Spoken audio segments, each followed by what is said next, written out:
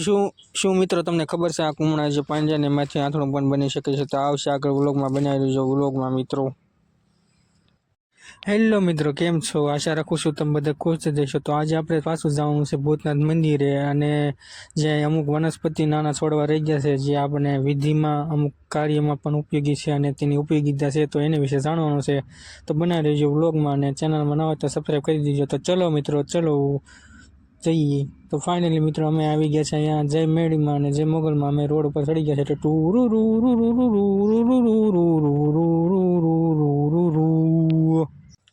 તો મિત્રો આ છે વાંસ. આનું વૈજ્ઞાનિક નામ છે ડેન્ડ્રોક્લાબસ સિસ્ટકમસ.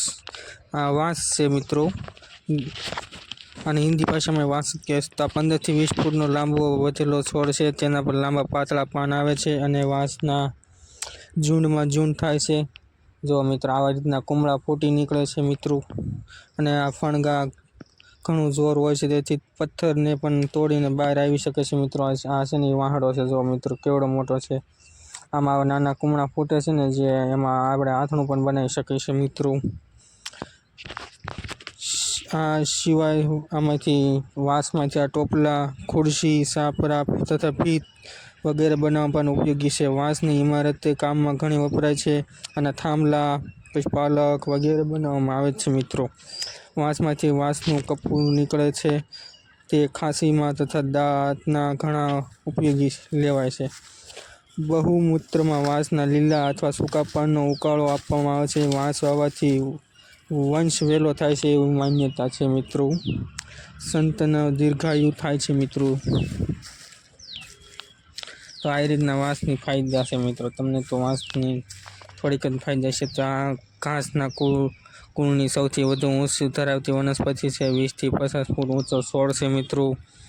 પછી આ પીળાશ પડતા લીલા પ્રકાર, અંતે ગાંઠો અને ગાંઠ પરથી નીકળેલી પટ્ટી જેવા પર્ણો પણ ઓળખી શકાય છે. વાંસ ખૂબ જ લાંબા સમય બાદ ફૂલ આવે છે. જે કે વાંસની કેટલીક જાતો હોય દર વર્ષે ફૂલ આવે છે, પરંતુ ભગવાન વાંસને લાંબા સમય બાદ 30 થી 35 વર્ષે ફૂલ આવે છે. વાંસ સુકાઈ જાય અને મૃત્યુ પામે છે મિત્રો, એવી પણ માન્યતા છે. જો આ કુમળા ફૂટે ને એનું આથણું બને છે મિત્રો.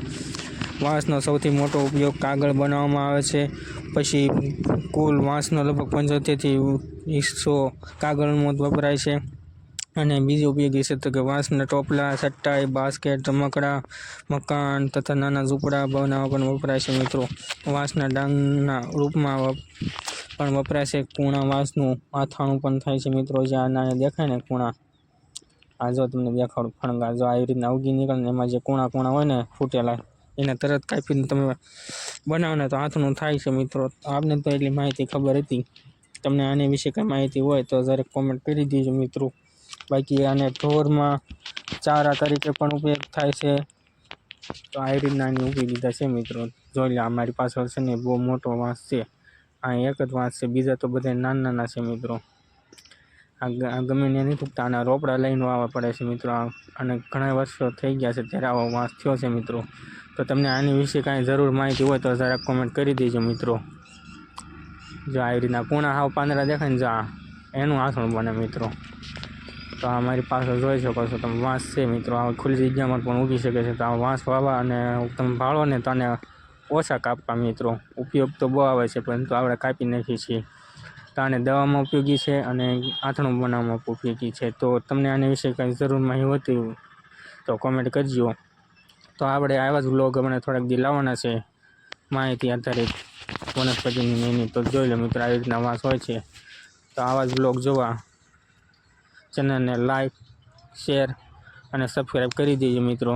મળશું નવા વ્લોગમાં. તબ તક કે લીએ જય મહાકાળ મિત્રો.